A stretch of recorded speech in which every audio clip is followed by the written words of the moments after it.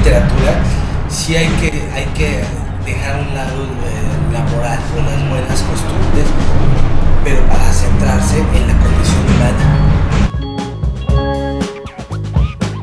Cuando en literatura te metes en la contradicción humana, en no caer en tirar rollo o en hacer un tratado filosófico. Al final de cuentas, uno tiene que hacer una historia. Tu tarea como escritor es crear una historia donde hay un personaje que tenga un conflicto, que esté en un tiempo, en un espacio y que tenga una dimensión dramática. ¿Qué espacios? En mi caso, el espacio humano. Yo pienso que el espacio urbano es un espacio totalmente significativo porque contrasta. Es más, el espacio humano es un espacio que contiene muchos no espacios. El amor, el odio, la muerte, esos son los grandes temas que todos los grandes escritores han trabajado. En mi caso yo voy por el detalle, donde se pueda ver, donde se pueda adelantar de mejor manera la forma de lo que no estamos hechos como seres humanos, cómo nos relacionamos, cómo nos contradecimos, cómo lo que pensamos se contradice a lo que decimos y cómo lo que decimos se contradice a lo que hacemos. Entonces ese tipo de esas tres esferas tienen yo al menos tengo una gran inquietud de explorar en ellas. ¿Por qué? Porque yo pienso que las personas, que la humanidad, que el actual momento del país o de la historia está en ese debate. Las incongruencias, cuando alguien le dice a otro te amo, pero en el fondo es te odio, pero por guardar la hipocresía o las buenas costumbres o lo que sea, siempre tratamos de fingir lo que no somos, como algo, la contradicción humana como algo intrínseco en el individuo. Se ha mencionado que estamos ante la muerte de la filosofía, la muerte de la literatura, la muerte del arte, la muerte del humanismo, etc. Es cuestionable o es debatible ese tema, pero la contradicción humana siempre va a existir mientras el ser humano siga navegando por este mundo. La crónica literaria es una gran influencia en mi caso, y más la crónica que se hizo en México durante el siglo XIX y gran parte del siglo XX, porque es una reconstrucción literaria de la realidad. Pero en esa reconstrucción literaria, el cronista siempre propone una parte de su subjetividad. Él reconstruye desde su subjetividad y reconstruye y rehace y narra.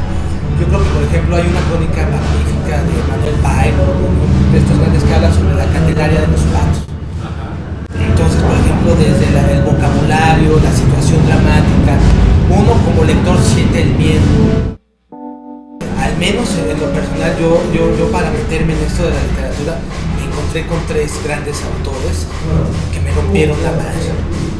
El primero fue William Burroughs, John, y me llamó tanto la atención, no tanto por la droga. Yo leí ese libro porque alguien me lo pasó escondidas en la secundaria, como algo prohibido, una pistola así. ¿Qué es eso? Y a mí me llamó mucho la atención porque narra la ciudad. Un gringo que narra la Ciudad de México en los años 40, años 50, y a mí me fascinó porque por esas mismas calles mis papás los domingos me llevaban a pasear, a tomar un café en el barrio chino. Entonces yo como este mundo infantil tan hermoso, también había otra gente con otras ideas, con otro tipo de vida. Ese fue el primer texto.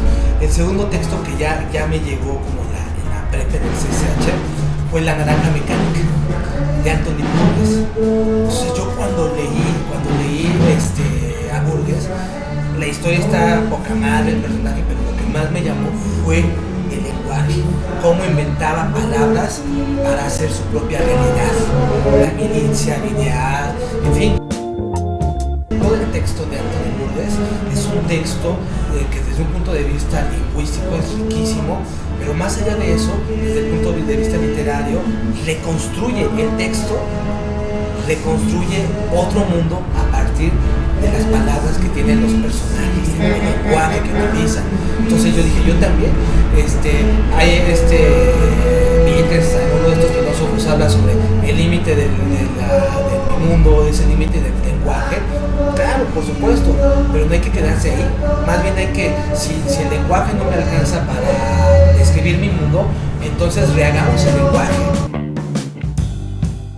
Ya cuando lo leía José Revueltas, dije, yo soy un estúpido, o sea, yo pensando en tener novio, sí, pensando en ¿no? la fuerza de la juventud, y cuando leo a Revueltas,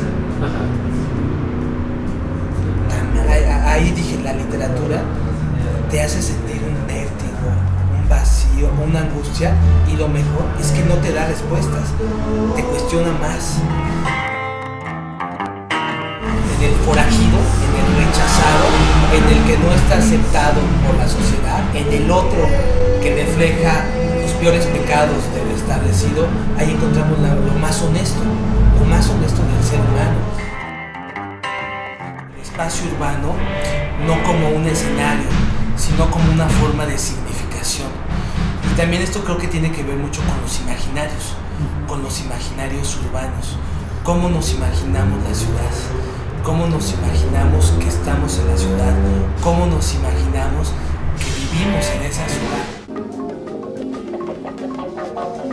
Escribo desde la morbosidad. Escribo, todos mis textos están escritos para gente morbosa. Las historias de las prostitutas, las historias de los vendedores de drogas, la historia de la noche en la calle, en fin. Pues yo escribo como si fuera para una noticia morbosa.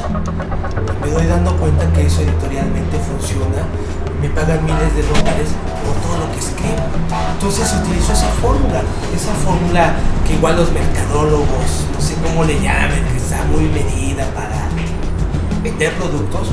En literatura, yo creo que un título morboso llama la morbosidad del lector y hacen un clic.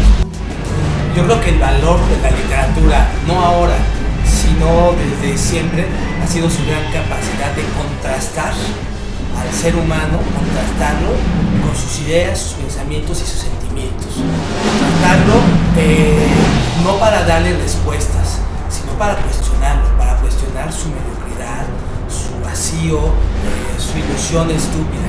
Yo creo que la función social del cuento, en este caso de la narrativa, es contratar al ser humano, pero también resignificarlo. No solamente significarlo, sino volverlo a formular, reformularlo desde la escritura, reformularlo desde la prosa. Volver a reconstruir el rompecabezas, construir el rompecabezas, pero no derecho, sino construir el rompecabezas al revés. Y ahí podemos encontrar mucho. Y ahora yo, ¿por qué escribo cuento? Porque es una de las formas más eficaces de comunicación literaria. Porque es su capacidad de síntesis y de fuerza y de vitalidad es enorme. Es enorme. Un cuento no solamente se limita en el número de páginas, no se limita en una anécdota sorprendente, como decía Octavio Paz, la sorpresa esperada. Más bien, yo creo que en la actualidad un cuento puede sintetizar una gran carga humana, una gran carga psicológica de los personajes y que también reflejen una época.